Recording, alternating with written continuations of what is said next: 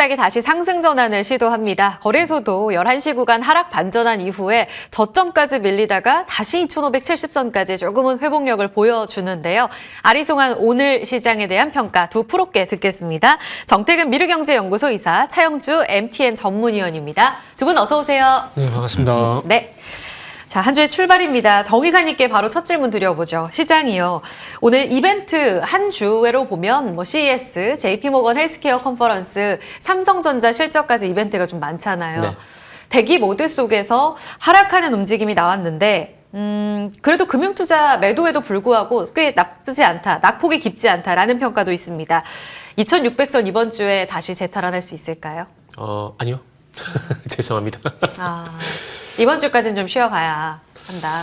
반등이 쉽지는 않을 것 같아요. 왜냐하면은 왜 상단이 막혀 있는 걸까요, 이사님? 안 사니까요. 제가 목요일에 말씀을 드렸듯이 네. 지금 코스피 시장의 문제는 파는 게 문제가 파는 게 아니라 안 사는 게 문제라고 말씀드렸거든요. 수급 이슈다 이런 네. 이야기를 하셨죠. 그렇죠. 네. 지금은 대외 이슈 잘라서 말씀드릴게요. 대외 이슈 볼 필요 없다고 말씀을 드릴게요. CPI 같은 경우도 제가 볼 때는 크게 영향이 없다라고 보는 게 맞습니다. 추세적으로 어쨌든 이 물가지가 하락하고 있는 부분이 확인이 되고 있는 상황들이고 정작 중요한 것은 지난주 금요일 날 국채금리가 올랐음에도 불구하고 시장에 반응이 없었거든요.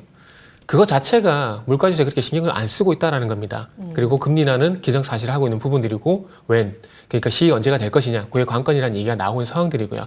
이렇게 본다라면은 계속해서 반복해서 말씀드리지만은 이 FOMC에서 이제 3, 6, 9, 12 이렇게 4번에 진행해서 점도표 경제 전망치를 발표할 건데 거기에서 다시 말씀드리지만은 볼 건 딱 하나.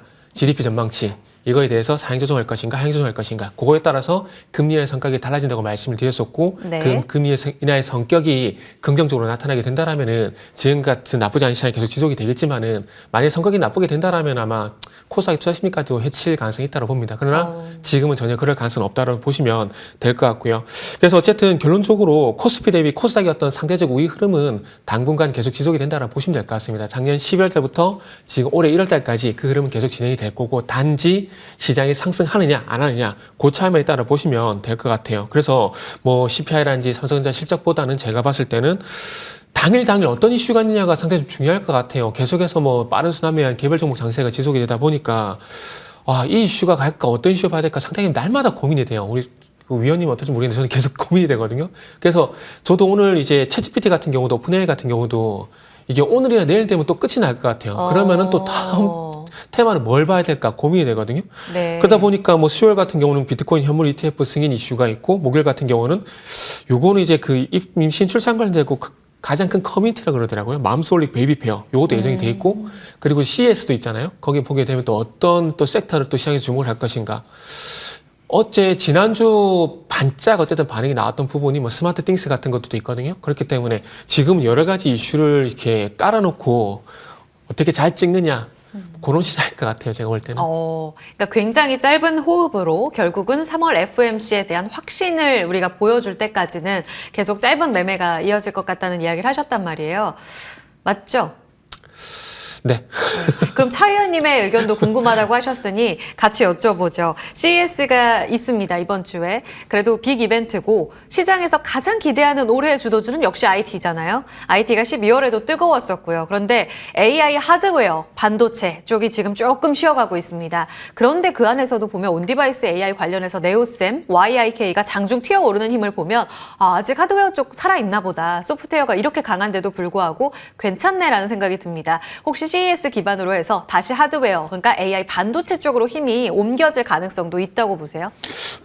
그것은 조금 넓게 보면서 좁게 시야를 좀 끌어와야 될 것 같습니다. 어떻게 보냐면 지금 시장 전체적으로 봤을 때 우리가 삼성전자라든지 SK하이닉스가 과연 약하냐라는 부분으로 시야를 좀 넓힐 필요가 있을 것 같아요. 일단 삼성전자 기준으로 76,000원, 80,000전자에 대한 기대감 아직까지 살아있다라고 저는 보여지거든요. 단지 이제 급하게 올라온 것에 대한 숨고르기 차원에서 움직여야 된다라고 본다라면 이것이 일단 지금 숨을 고르고 있죠.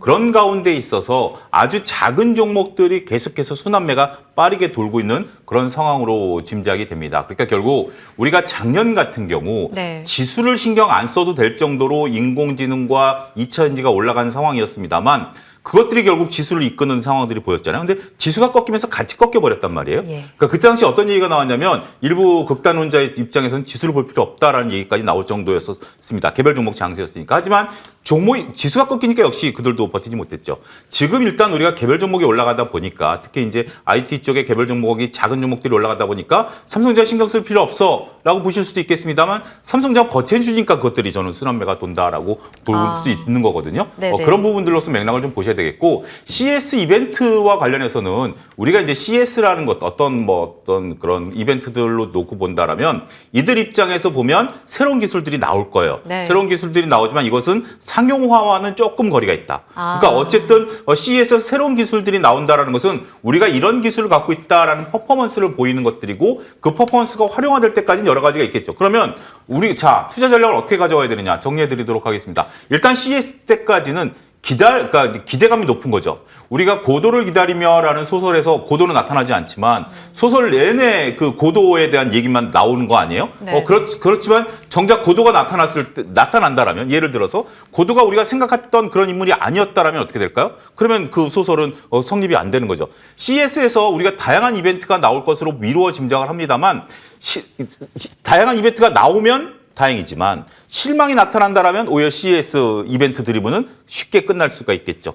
가장 비근한 예로 셀트리온 이벤트를 들 수가 있을 겁니다. 셀트리온이 제가 지난주에도 말씀드렸다시피 12일 날 합병 신주가 나오죠. 네. 근데 벌써 셀트리온에 대한 것들은 지난주 초에 엄청난 퍼포먼스 이후에 다시 조정을 받고 있죠. 정해진 이벤트는 그 이벤트가 끝나고 나면 우리가 정상적인 자리로 찾아간다는 것을 과거 사례를 통해서 보셔야 될 것 같습니다. 일단 IT는 올 한 해내 중요한 화두가 될 것으로 보여지고 있고요. 이 거쳐가는 과정, 그 속에서 작은 종목들의 순환매, CES에 대한 이벤트 드리븐 이런 것들이 동시에 나타나고 있는 상황, 이곳의 중심은 누가 있다? 삼성전자의 8만전자를 향한 조용한 움직임이 있다. 이렇게 정리해 둘 수 있겠습니다. 제자리를 지킨다는 이야기를 해주셨거든요. 삼성전자가 지난주에 8만전자 회복하려고, 그러니까 돌파하려고 7만 9천 원까지 터치했다가 7만 6천 원까지 조정을 받으면서 그래도 꽤 부침이 있었다고 해석을 했는데 제자리를 잘 지켜주고 있다라는 해석으로 들어봤습니다. 그러면 정 이사님, 이 AI 탑재한 갤럭시 S24 네네. 울트라 이 출고가가 더 올라서 출고될 거다, 네. 출시될 거다. 17일 날 이제 나오게 될 텐데 이렇게 되면 내일 실적 시즌 쇼크 네. 없이 지나가고 이제 17일에 AI4 등장합니다. 이제 본격적인 다시 삼성전자가 제자리 지킴에 이어서 더 강한 상승 추세 돌파가 이어질까요? 소비자들의 할부 금액만 올라가겠네요. 가격이 올라가기 때문에. 혹시 사실 계획은 없으세요? 저는 아직 잘 쓰고 있어가지고요. 그래서 아직 할부 기간도 남아서 네. 고민 좀 해봐야 될 것 같아요. 일단은 이것도 결론부터 말씀을 드리면 네. 영향은 없다라고 보시는 게 맞을 것 같아요. 영향 크지 않다. 네네. 왜냐하면 항상 제가 종목을 말씀드릴 때 이 말씀드리잖아요. 종목의 영향을 주는 이슈는 가장 하단에 종목 이슈, 업종 이슈, 시장 이슈.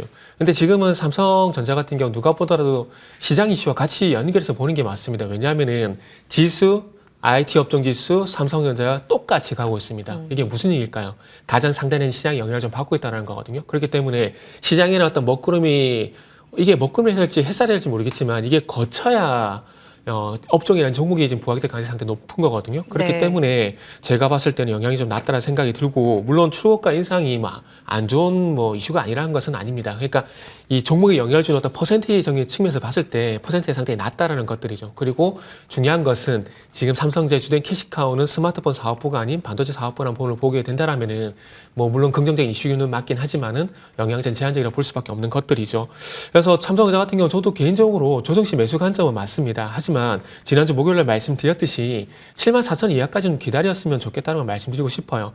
이게 삼성전자를 바라보는 시점이 아마 보유하신 가격대에 따라 틀릴 수밖에 없어요. 왜냐하면은 8만 원대 이상 가지고 계신 분들은 좀 더 갔으면 좋겠다는 생각을 할 거고 7만 원대, 6만 원대 갖고 계신 분들은 충분히 많이 올랐네라는 생각을 할 수가 있는데 네네. 중요한 것은 우리가 삼성전자의 출발점이 어딘가를 봐야 되거든요.